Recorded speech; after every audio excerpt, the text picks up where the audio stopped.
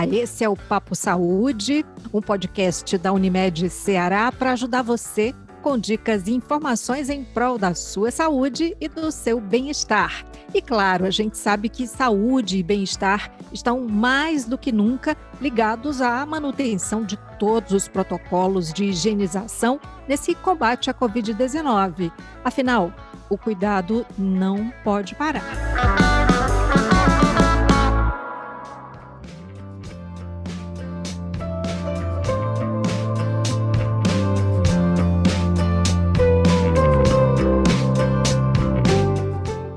E hoje nós vamos falar sobre uma marca desses tempos de pandemia em que muitos sentimentos afloram.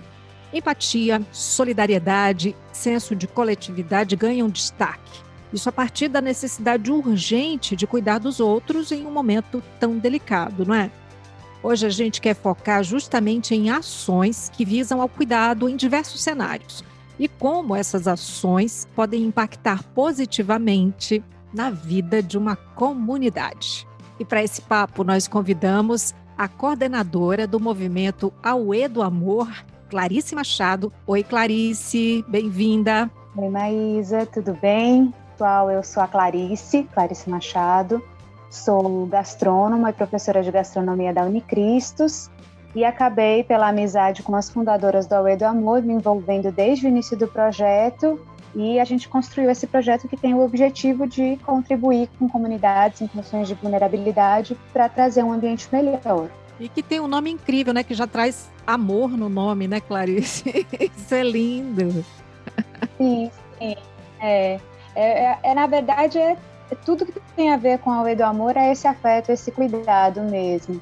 Porque a gente foi com o objetivo de cuidar dos outros, e acabou que foi o que salvou nossa sanidade mental durante a pandemia, que ainda está acontecendo durante o lockdown, né? Exato. E com a gente está também o fundador e gestor do Instituto Pensando Bem, Rutênio Florencio. Oi, Rutênio, bem-vindo. Oi, Maísa, oi, Clarice, tudo bom? Prazer estar aqui com vocês hoje. Olha, um motivo de muita alegria. Eu sou Rutênio Florencio, como você falou, tenho 21 anos, faço parte do Instituto Pensando Bem, um instituto que eu fundei com a intenção, que fundei com alguns amigos, com a intenção de poder levar mais acesso para crianças e jovens de situação de vulnerabilidade dentro das favelas. Hoje a gente desempenha esse trabalho com o único objetivo de transformar as favelas em um lugar mais digno e melhor para as pessoas que moram, né? Rutênio, você é muito moço, né? Eu acho bonito demais isso. Se eu falei que tem amor ali no nome da Auê, o seu tem flor, né, gente? Então, nossa, isso é lindo. Mas conta pra gente quando é que surgiu o Pensando Bem e quais ações, assim, vocês desenvolveram ali no início da pandemia, quase um ano atrás, agora quando a gente está gravando, né? O projeto, o Instituto Pensando Bem, começou em 2017, então já faz alguns anos que ele surgiu. A gente surgiu com essa ideia de levar esses acessos, como eu falei no início, para jovens, adolescentes, que foram acessos que eu tive. Fui morador de favela, hoje eu moro na periferia, mas fui morador de favela e fui uma criança como as que a gente atende hoje. E a gente surgiu com essa ideia. E de oferecer oficinas, então já fazia alguns anos que a gente oferecia oficinas, só que surgiu a pandemia em 2020 e tivemos que parar e nos reinventar, porque a gente atendia nossas crianças e adolescentes e a gente sabia que os dados estavam indicando que as famílias que a gente atendia ia estar em situação mais de risco ainda do que já estava. Então foi aí que a gente surgiu com uma ação chamada Empatia nas Favelas, onde a gente parou todas as nossas ações para focar exatamente nisso, que era levar o assistencialismo com forma de alimento, de cesta básica, de produtos de higiene, para poder manter, né, suprir as famílias das nossas crianças que a gente atendia, para que quando passasse esse momento, elas estivessem vivas, não pereceram, né, por conta da falta da alimentação, da falta do básico, digamos assim. E foi isso que a gente fez durante a pandemia. E durante a pandemia, sim, o que é isso que a gente está fazendo ainda hoje, né? Porque a gente vai sair, porque a vacina chegou, vai sair, e agora a gente continua fazendo isso, mas pensando em algo a mais. Legal que você falou aí a palavra assistencialismo com muita consciência, não é, Rutênio?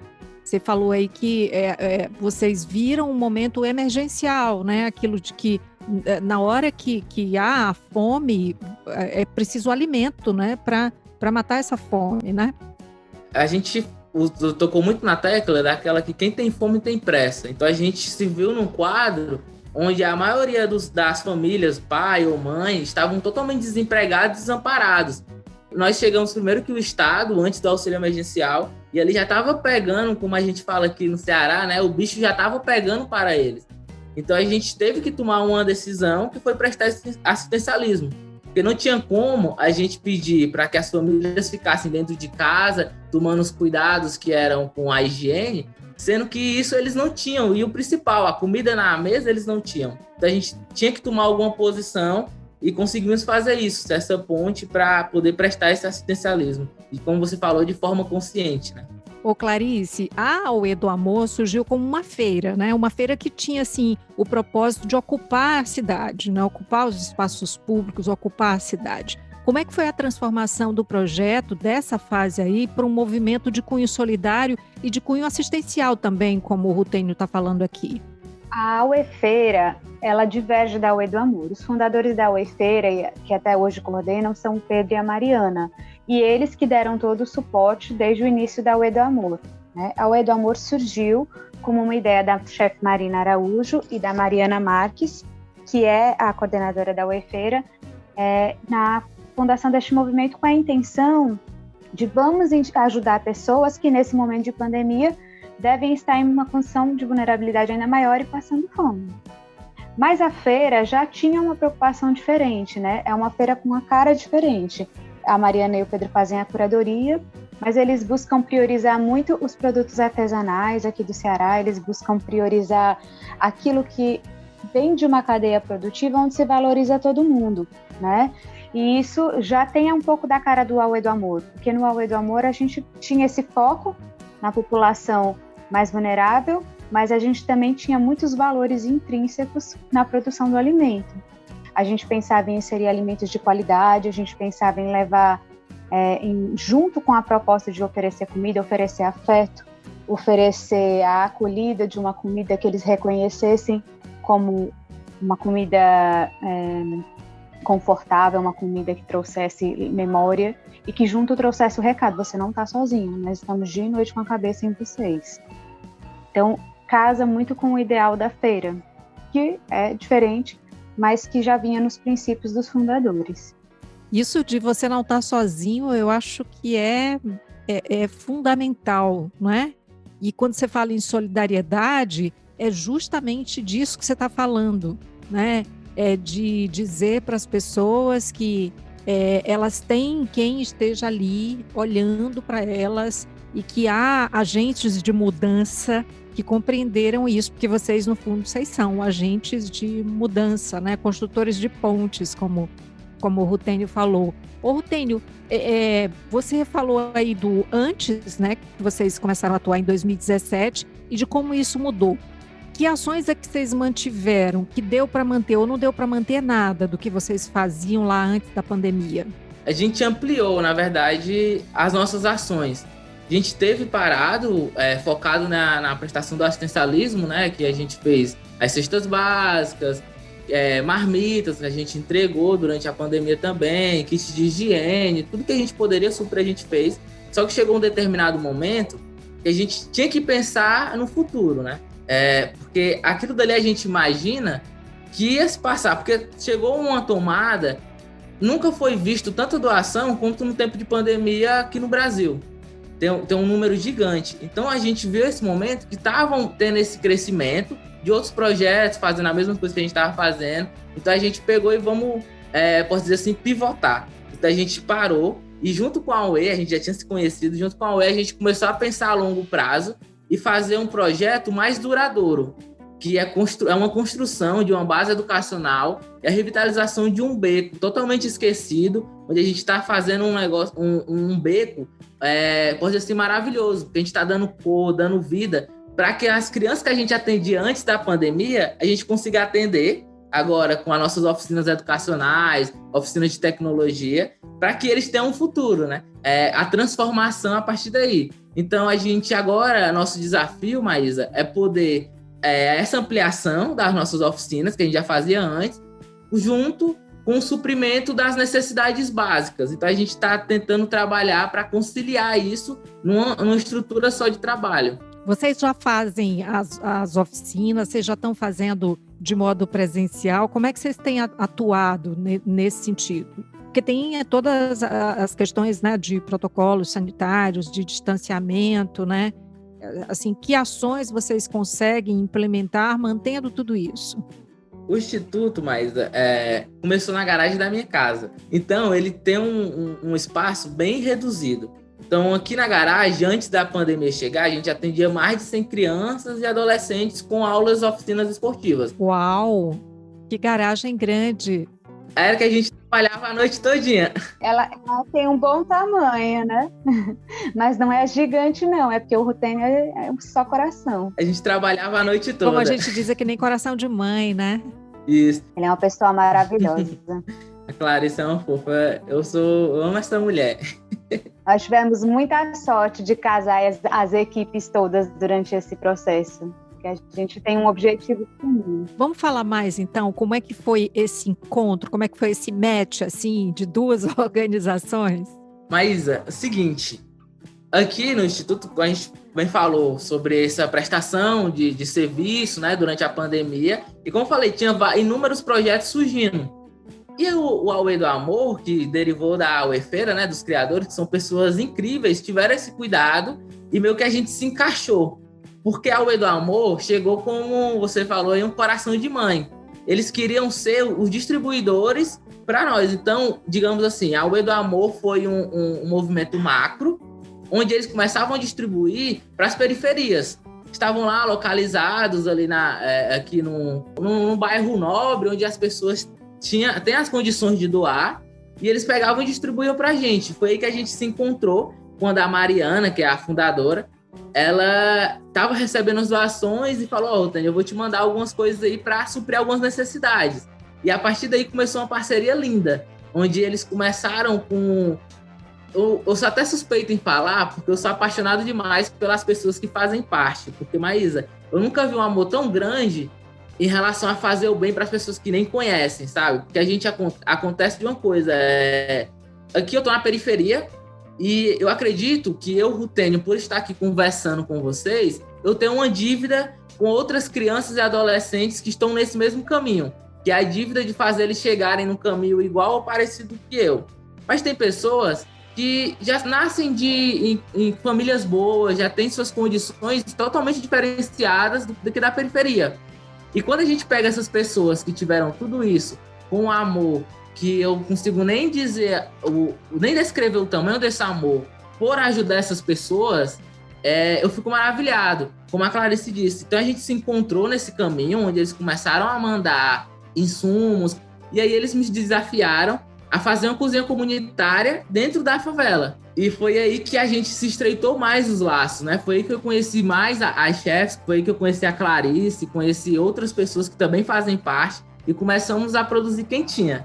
Agora a Clarice pode explicar melhor sobre esse processo da Way de produzir alimentação até o surgimento de encontrar com outros projetos como o meu, né?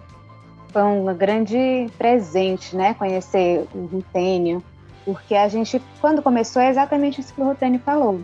Veio de uma ideia, de uma vontade muito grande. Aliás, era assim, em todos os voluntários, havia um consenso de que nenhum de nós suportava, diante de uma situação que mais se assemelhava a uma guerra, né? Uma situação totalmente emergencial, a gente ficar trancado no isolamento sem fazer mais nada, porque o isolamento, por si só, ele já é um esforço muito grande, né? Que se faz em proteção ao próximo. Mas a gente isolado no conforto de casa, sabendo que se a coisa apertasse, podia apertar, mas necessidade mesmo nós não passaríamos. E essa agonia, ela acometeu a todos, assim, todos os voluntários manifestaram essa questão. E outra coisa é que foi a inquietação da Marina e da Mariana de estarem nessa situação sabendo que poderiam contribuir fazendo alimentos. A ideia surgiu pequena, A ideia surgiu, vamos ali, conseguiram com uma amiga muito generosa, que foi a Manu, que cedeu o restaurante dela, o Mar de Rosas. Vamos ali produzir 200, 150 quentinhas. Acho que foram produzidas no primeiro dia 180 quentinhas, com uma grande alegria. O chefe João Lima, que também coordena com a gente, aliás, o Auê do Amor, foi solicitada a colaboração dele, pelo conhecimento dele, pela capacidade de comunicar com diversas pessoas e instituições e pelo coração gigante que ele tem, né? E logo desde o primeiro momento, do primeiro minuto de planejamento da Auê do Amor, o chefe João Lima estava fazendo parte junto. E ele, com seus contatos, a gente pensou, vamos pedir para usar a cozinha da Escola de Gastronomia Social. A gente viu, né? Eu invadi lá, cheguei no primeiro dia, eu falei, posso levar uns pedacinhos de bolo? Aí a Mariana, traga seus bolos. Aí eu consegui produzir 60 pedaços médios, aí foi com o que eu tinha. No final, vocês estavam entregando, produzindo quantas quentinhas? No que deu tudo isso? No primeiro dia foram produzidos 180. Já na primeira semana no primeiro dia, nossa meta era 500 quentinhas, nós batemos. E ao final de um mês, a gente estava produzindo 5.000 quentinhas por dia. A gente tinha 2 dias de uso da cozinha, 5.000 alimentos, né, por dia. Porque a gente produzia também torta salgada e bolo. Com o intuito de prover também lanche, não só a refeição principal, mas pequenos lanches, e de passar através do bolo uma mensagem mais afetuosa, né? Uma mensagem de cuidado. Olha, a gente sabe que seu corpo precisa se nutrir, sim, mas aqui está também um pequeno mimo, um pequeno zelo para você se adoçar, para você se divertir, para você tomar um café um pouco mais tranquilo.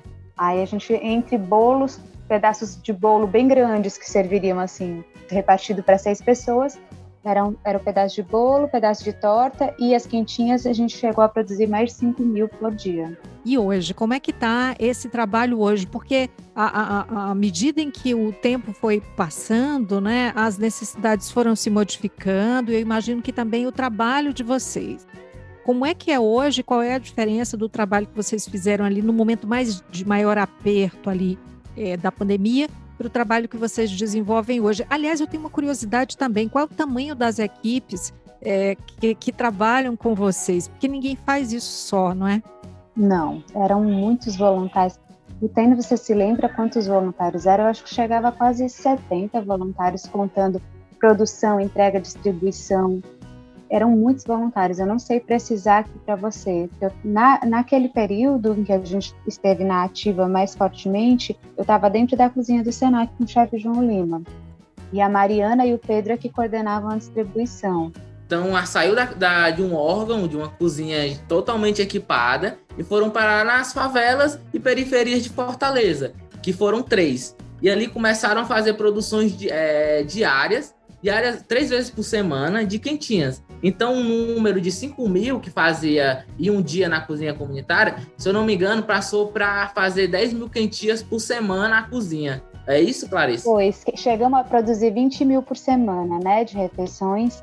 Então, chegou esse número de atendimento em as cozinhas e cozinhas que não eram cozinhas totalmente adaptadas para produzir isso. E nas favelas existe muito sentimento de solidariedade. Então, a gente conseguiu fazer um trabalho não só para as pessoas que estavam precisando, mas começamos a fazer um trabalho com eles. A gente trouxe eles para dentro e, além deles estarem produzindo aquelas refeições, estavam aprendendo. Porque quem estava coordenando eram chefes que aqui em Fortaleza e até fora, né, Clarice, são totalmente renomados e que têm esse amor, tanto por ajudar como por ensinar. Então a gente fez esse trabalho em conjunto. Quando começou o lockdown, a nossa parceria com a Escola de Gastronomia Social se encerrou por motivos internos deles. E aí nós decidimos não parar. Por 2 semanas nós produzíamos nas cozinhas de alguns dos próprios voluntários, né? Na minha cozinha a gente tentou produzir, mas a quantidade de produção era muito pequena pela capacidade dos fogões, dos equipamentos, tudo. E aí chegou uma outra inquietação, que é o que o Rutênio falou desde o começo. O Rutênio nasceu dentro do ambiente da favela. E nós tentamos nos inserir nesse ambiente, mas com aquele olhar do estrangeiro, né, que desconhece aquela realidade. Então nós, na verdade, não sabíamos o que eles queriam. A gente estava oferecendo aquilo que a gente achava que era interessante, mas sem saber qual a necessidade das pessoas que estavam recebendo. E aí a chefe Marina Araújo, junto com a chefe Carol, uma chefe maravilhosa que trabalha também, né, com alimentos veganos e que ela é genial nessa produção, juntaram a coragem, tomaram junto com a coordenação, né, e na época a Mariana, a decisão de descentralizar e de ir para cozinhas dentro das comunidades, para levar para dentro da comunidade de trabalho, conseguindo o apoio da comunidade e compreendendo melhor quais as necessidades, e aí tentando adquirir o máximo de produtos dentro dessas comunidades para fazer o dinheiro circular nesse ambiente, contribuindo com hortas urbanas, com tudo que fosse possível para que mobilizar, além dessa oferta de alimentos, o máximo de coisas relacionadas à gastronomia beneficamente para essas comunidades. Eu estou vendo aqui que vocês montaram uma verdadeira estrutura, né, para conseguir ter braços, né, para conseguir fazer com que essa estrutura se movesse de fato, né? E eu lembro também que vocês conseguiram aglutinar em torno desse projeto empresas, né? Eu lembro que até a Unimed entrou, né, com doações. Famosos, Wesley Safadão doou muitos ovos, eu nem me lembro quantas caixas de ovos. Tiveram muitas doações, eu não consigo nem citar os nomes aqui, porque na verdade se juntou expertise de várias áreas, né, e uma capacidade de comunicação gigante, principalmente a Marina tem muitos seguidores, a Mariana, o chefe João Lima, ele também tem muitas relações instituições e tudo, e aí mobilizou muito fortemente. E como o Rutene falou, naquele início de pandemia as pessoas estavam muito suscetíveis a ajudar, elas estavam muito sensibilizadas à contribuição, e fazendo uma boa mobilização, a gente também tinha a contribuição publicitária com a Amanda fazendo tudo, então a gente acabou conseguindo mobilizar muito, mas o nosso senso de responsabilidade era muito grande diante desse dinheiro, e a gente via a necessidade de fazer algo responsável, né, e não simplesmente só comida. Gente, e hoje? Como é que está a estrutura hoje? Como é que está a movimentação hoje? A gente tem aqui esse mote, essa frase, né, que é: o cuidado não pode parar. Como é que vocês estão hoje? Com relação ao Oi do Amor, como é que foi dada a continuidade das atividades? Aos poucos, todos os voluntários foram retomando suas funções, porque os trabalhos foram voltando, né? E quem ficou desempregado foi se recolocando no mercado. Então, o número de voluntários foi se escasseando e a disponibilidade dos espaços que nós estávamos ocupando também foi se escasseando. Nós começamos numa igreja, assim que pôde voltar a ter cultos. Aí fomos para a casa do Rutênio, mas chega um momento em que não dá para ficar invadindo a casa de outrem dessa maneira. O Senac retomou suas aulas, nós precisamos interromper. E aí, em dado momento, a gente continuou apenas distribuindo as refeições que eram feitas para a rua, né? Tem 2 voluntários que vão toda terça e quinta-feira entregar essa refeição, que é produzida por uma terceira pessoa, que generosamente contribui, e às vezes a gente consegue outras colaborações como água, preparo de sucos, às vezes a gente faz bolo. Atualmente, nessa parte mais assistencial, a gente está mantendo só a rua. Mas a gente chegou a uma conclusão, enquanto coordenação, de que nós, de boa vontade, já está suficiente. Agora a gente precisa se capacitar, porque naquele momento emergencial, providenciar alimentos era o necessário, mas agora a gente quer atuar mais fortemente, a gente quer compreender qual é a necessidade das pessoas que estão em vulnerabilidade e tentar oferecer algo que contribua mais beneficamente. Então a gente viu a necessidade de fazer capacitações, a gente tem buscado estudar, fortalecer em cursos, enquanto a gente tem feito o planejamento de uma sede própria e na contribuição das sedes, tanto a Rio Rutênio, do Pensando Bem, como a do Lucas Braga, para que a gente possa também manter as parcerias, fortalecendo esses trabalhos e consiga também na nossa sede fornecer a ajuda a mais comunidades possíveis, não mais de forma assistencial, mas capacitando profissionalmente, já que a gastronomia é uma área muito democrática, né, na aceitação de profissionais diversos, e capacitando, provendo condições para que essas pessoas possam se capacitar, porque ninguém pode falar assim, então eu não vou trabalhar, não ponho dinheiro dentro de casa porque eu vou fazer um curso ali durante 3 meses. Me desculpe, não é assim, essa pessoa precisa continuar recebendo alimentos, ela precisa continuar provendo dentro de casa. Então, montar uma estrutura para que isso seja viável também faz parte do nosso planejamento.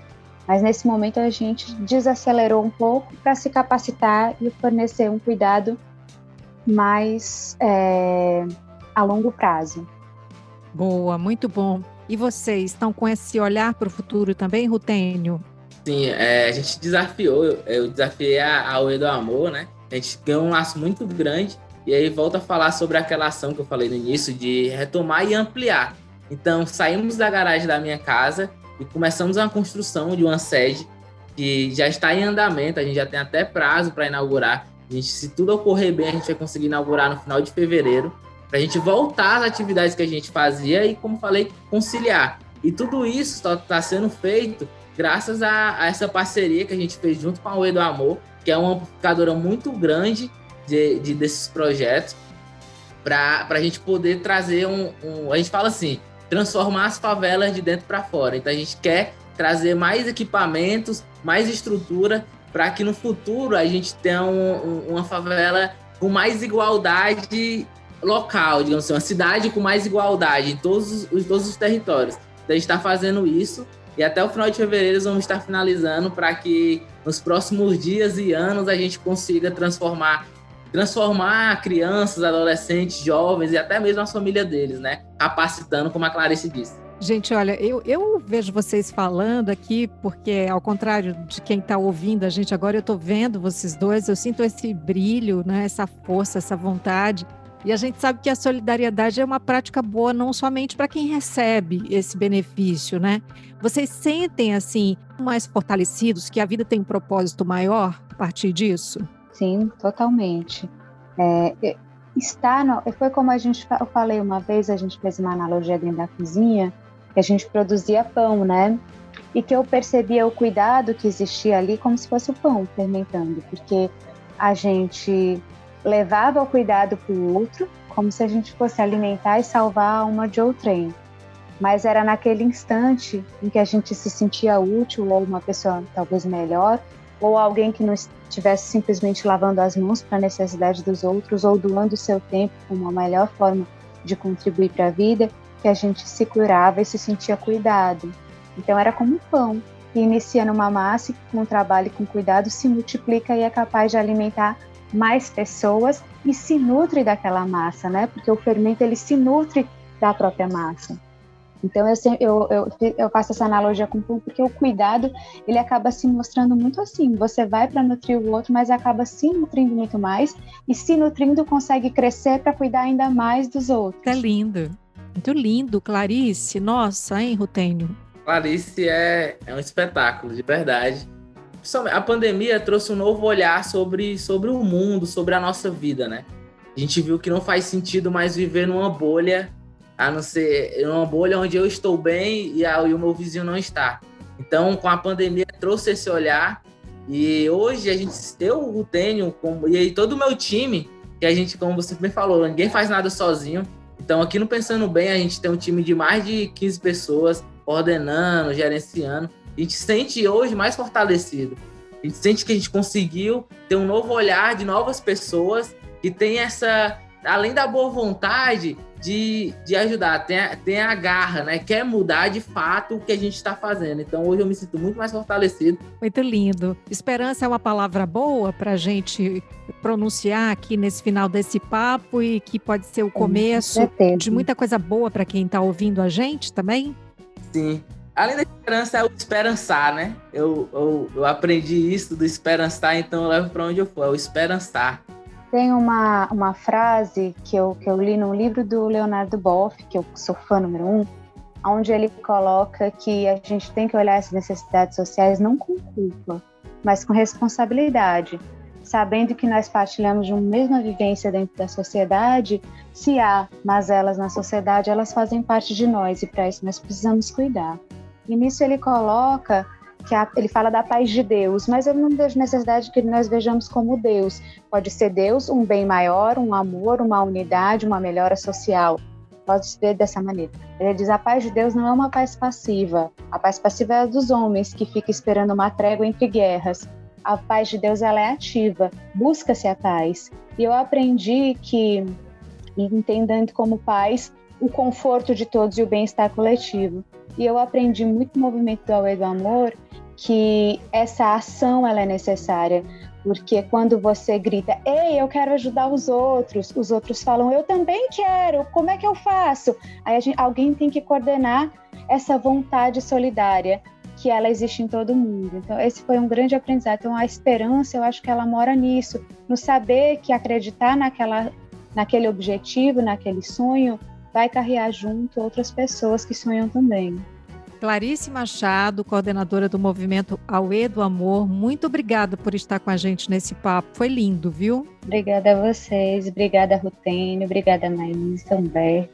Rutênio Florencio, fundador e gestor do Instituto Pensando Bem, vida longa, um caminho lindo para você. Muito obrigada. Muito obrigado, eu que agradeço essa oportunidade. Obrigado, Clarice, por estar sempre comigo. E Maísa, foi um prazer enorme. Espero que a gente possa ter uns laços maiores. Vamos ter sim. Minha gente, assim, desse modo lindo, a gente chega ao final desse episódio de hoje do Papo Saúde. Espero que você tenha curtido muito e que você compartilhe esse papo para muito mais gente. Eu lembro que esse episódio foi gravado de forma remota e que por isso a qualidade do som pode não ser a ideal a que nós gostaríamos de entregar a você. Cuidar de você, esse é o plano. Você pode entrar em contato com a Unimed Ceará pelos perfis oficiais no Instagram e Facebook ou pelo site, acessando www.unimedceara.com.br. Esse podcast é desenvolvido pela Leme Digital. Até a próxima. Saúde!